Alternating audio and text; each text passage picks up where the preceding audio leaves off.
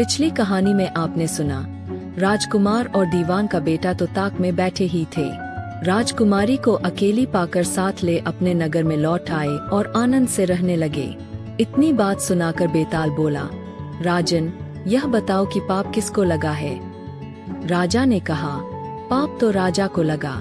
दीवान के बेटे ने अपने स्वामी का काम किया।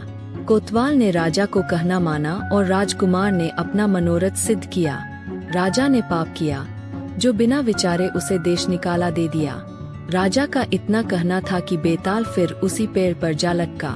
राजा वापस गया और बेताल को लेकर चल दिया। बेताल बोला, राजन सुनो, एक कहानी और सुनाता हूँ। इस प्रकार आज की कहानी है कि यमुना के किनारे धर्मस्थान नामक एक नगर था। उसे नगर में गणाधिप नाम का राजा राज करता था। उसी में केशव नाम का एक ब्राह्मण भी रहता था। ब्राह्मण यमुना के तीर पर जप तप किया करता था। उसके एक लड़की थी जिसका नाम मालती था। वह बड़ी रूपवती थी। जब वह ब्याह के योग्य हुई तो उसके माता पिता और भाई को चिंता हुई। संयोग से एक दिन जब ब्राह्मण अपने किसी यजमान की बारात में गया था और भाई पढ़ने गया था, तभी उनके घर में एक ब्राह्मण का लड़का आया।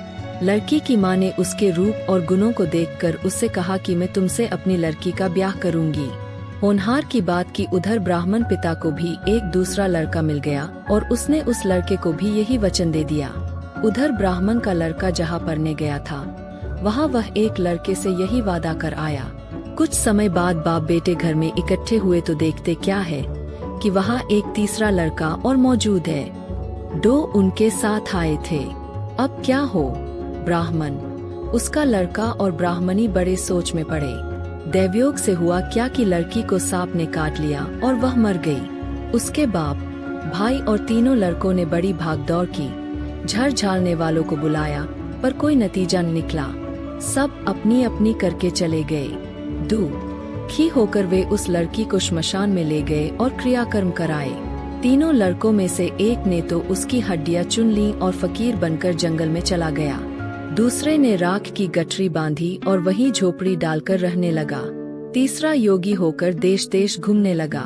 एक दिन की बात है, वह तीसरा लड़का घूमते घामते किसी नगर में पहुंचा और एक ब्राह्मणी के घर भोजन करने बैठा।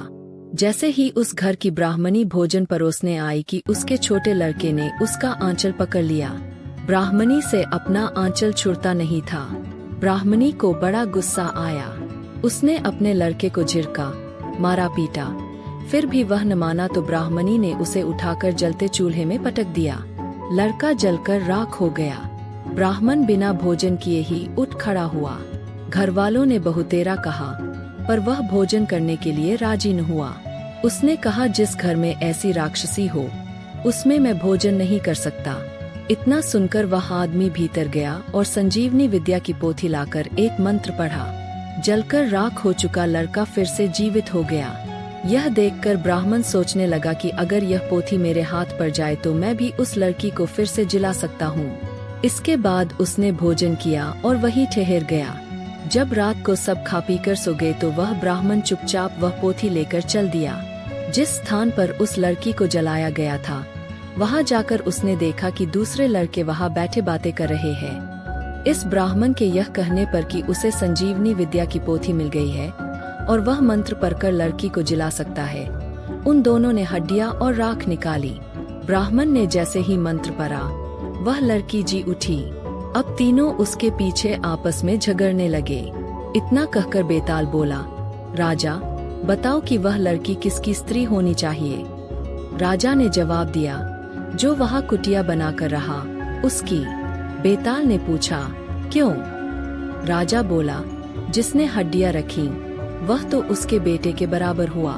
जिसने विद्या सीखकर जीवन दान दिया वह बाप के बराबर हुआ। जो राख लेकर रमा रहा वही उसकी हकदार है। राजा का यह जवाब सुनकर बेताल फिर पेड़ पर जा लटका। राजा को फिर लौटना पड़ा और जब वह उसे लेकर चला तो बेताल ने तीसरी कहानी सुनाई। अगर कहानी अच्छी लगी हो तो अगली कहानी सुनने के लिए कमेंट करें और चैनल को सब्सक्राइब कर लें। आपके प्यार भरे कमेंट्स के लिए हार्दिक शुक्रिया। मिलते हैं अगली वीडियो में।